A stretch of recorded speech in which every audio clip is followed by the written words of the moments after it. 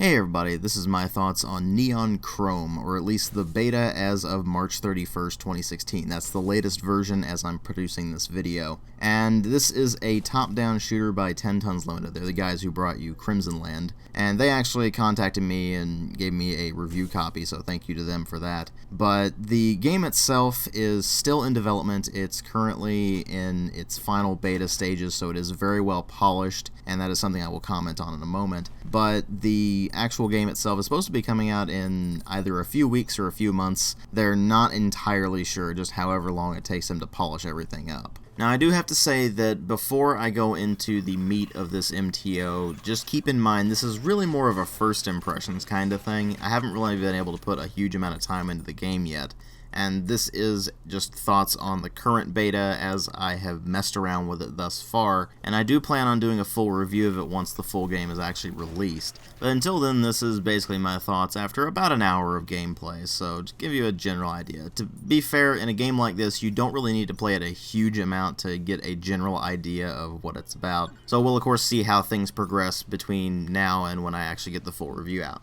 But let's start where we usually do with presentation. This game isn't really that much of a looker. Now, it's not terrible looking because they put a lot of emphasis on a cyberpunk art style with a lot of bright color, with a lot of great particle effects, and actually destructible environments. And everything does have a very nice sci-fi cyberpunk aesthetic to it, but you are dealing with a top-down perspective, and it's zoomed out a fair degree, so you don't really get a nice close-up of what's going on. But when you really take a closer look at things, you find that the character models are kind of blocky, and the animations aren't exactly the best. They're definitely serviceable and they get the job done, but this game definitely does feel like an indie production. It's not something that you would expect to have a huge amount of effort put into the actual visuals and making them super high fidelity. And that's kind of something that 10 Tons has done with their other games as well. They're a bit more utilitarian in their visual quality, and that's perfectly fine. They focus on what matters with the visuals, which is aesthetics and particle effects and things like that, where you can have some pretty nice giblets going on when you blast enemies apart and things like that. But it's definitely not going to be winning any awards in that particular department. Similarly, the sound design isn't exactly the best, although they do have a very nice cyberpunk style soundtrack that's full of electronic music that fits really well with the theme. And from what I've heard so far, it's actually pretty catchy, so that's definitely a big point in their favor. But then you go to the rest of the sound effects and the voice acting, and it's fairly hit or miss. The voice acting isn't particularly bad, but nor is it particularly good. It's about what you would expect from a mid to high tier indie title, and the sound effects themselves are fairly stock. Of course, some of the sounds are better than others. Some of the explosion sounds are a bit beefier than some of the smaller explosion sounds. The guns sound a bit beefy in certain spots, whereas in other spots they don't. It's just kind of luck of the draw, and it'd be nice to have a bit more consistency with some really nice meaty sound effects. Because while they aren't exactly problematic right now, they could definitely be improved down the line. But of course what really matter are the story and the gameplay, and because I haven't really played that much of the game, I don't really have that good of a perspective on the story yet. The basic idea is that you're a hacker who's going up against the kind of tyrannical overseer. Obviously this is cyberpunk, so what's that going to mean? Well, it means that it's a dystopian future where corporations rule everything. And so what ends up happening is you start taking control of remote bodies in order to basically blast your way through the Neon Chrome building, which is the pride of that particular company, until you finally manage to get to the end and confront the overseer himself. Pretty simple premise, and for something like this, it works just fine. I mean, this is meant to be more of an arcade-style top-down shooter than anything else, and it does have those roguelike elements in it, namely things like permadeath. You see, these remote bodies that you take control of have only one life, and when they do manage to die, they lose whatever they had on them except for the credits that you had,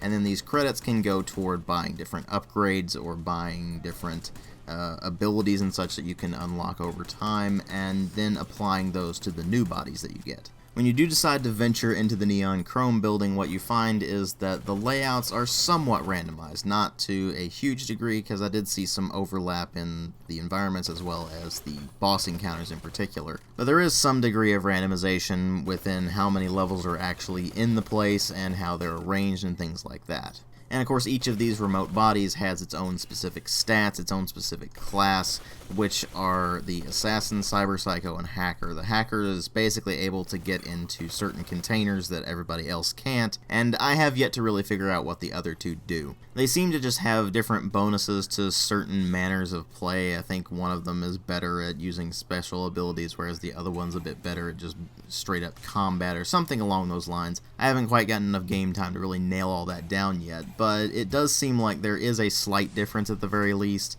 and a lot of that has to do with the secondary abilities that you unlock. Now, you have your primary weapon and you have a special ability that you can use, like the mini missiles or something like that. And those are different depending on which character you decide to pick, but other than that, you have a bunch of secondary abilities that you can implant into the characters that are basically cybernetic implants. These will give you various bonuses like simply damage resistance or output more damage or higher ammo capacity or something along those lines, and some of them are a bit more inventive, like a power that will allow you to actually shock things when they're in close proximity. And as you progress through the levels, you will occasionally find these various chambers that you can step in and apply a single mod of a choice of 4, and these are fairly randomized and you can unlock more as you go along, of course, but you can pretty much consider that a level up or a power up or whatever you want to really consider it. And they do definitely have an effect. You can notice as you progress through the game that you're getting more and more powerful and you're having an easier and easier time defeating basic enemies and standing up to the tougher enemies. And the same thing goes for weapon progression. You do start out with some pretty basic weapons like, say, an assault rifle, an SMG, a shotgun, that sort of thing, but you can eventually get access to things like lasers and more than that, of course.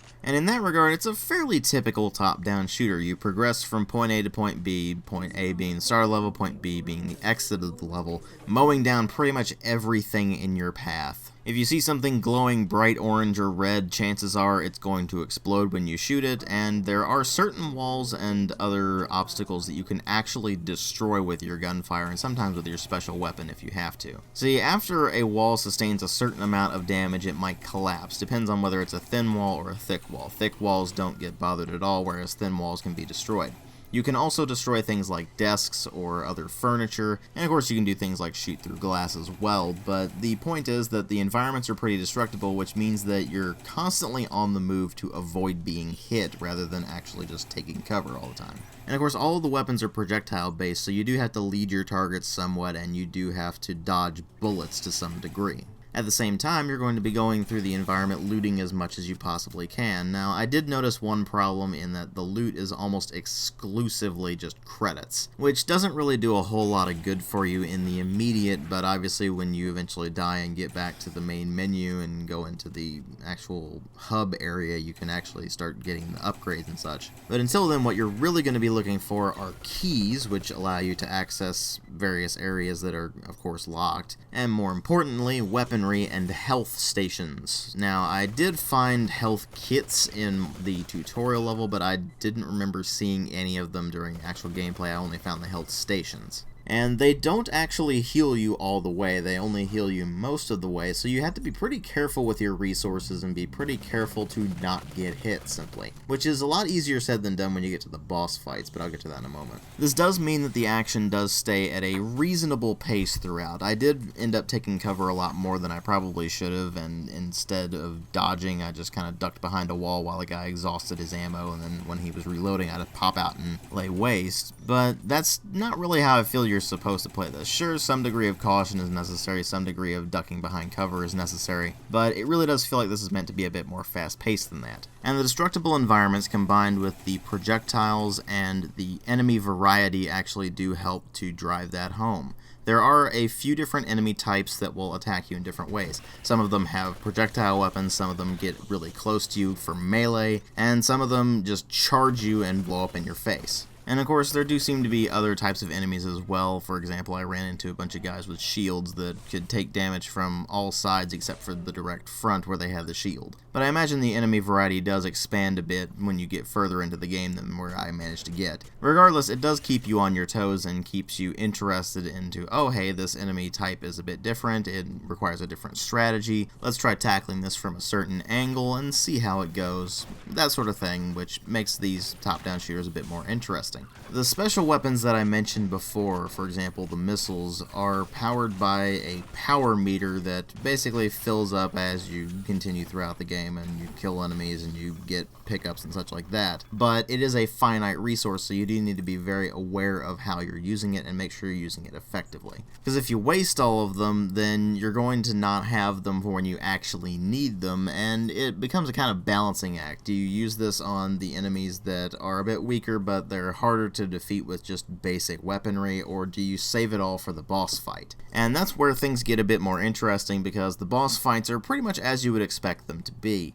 You have a boss fight that is pretty consistent throughout each playthrough. Every one of them is going to be in roughly the same spot and have roughly the same layout. But that's because each of the bosses has a certain attack pattern that you need to memorize in order to be able to deal with them. So it's actually a fairly old school way of handling boss fights, and it does seem to work out fairly well, although admittedly I haven't made it all that far into the game and actually didn't even make it past the first boss. I almost did, but it had a sliver of health when I first tried to fight it, and then when I was about to score the final blow, it managed to kill me. Same thing happened for the second try, but I feel like I can get it with some time and practice. And that's really where the more roguelike elements and the fact that you have these various upgrades that you can get over time are going to come more into play, where when you upgrade your characters over time, you're going to feel like you're able to tackle more and more. And while it does seem to work alright during the first few levels at least, I'm not entirely sure how it will hold up during the long run, so we'll have to wait and see on that. But at least as much as I've played it so far, it's actually worked out fairly well. The first impressions are pretty positive. It seems very well polished, it works very well, I haven't had any technical problems at all. Performance is pretty butter smooth, although to be fair I do have a rather powerful rig, so one would hope it would run really well on that. The controls feel responsive, the gunplay feels pretty good so far for what a top-down shooter should feel like anyway, and it's done a good job so far of throwing enough variety in the enemies and the weaponry and such like that that I actually can keep interest in it for a extended period of time. Now, this isn't exactly the kind of game you're going to be playing for hours and hours and hours on end, most likely, but it is really good for that kind of arcade-style top-down shooter gameplay where you can just hop in and mow down a bunch of enemies and have a fairly quick play session, but get a lot out of it. And so far, it's looking like 10 Tons has put their fairly considerable amount of experience working on Crimson Land over the years into putting together a rather solid little top-down shooter. We will, of course, have to see how this thing plays out more in the long run and how it is once it's finally released, but so far, it's shaping up very nicely. As I mentioned before, I will, of course, be doing a full review of this thing once it is finally out and I've had a chance to actually go through it in detail, but for now, just know that it's a pretty interesting game. It seems to be pretty good if this is your kind of game, and I'm looking forward to seeing how the rest of it is. Thanks for watching.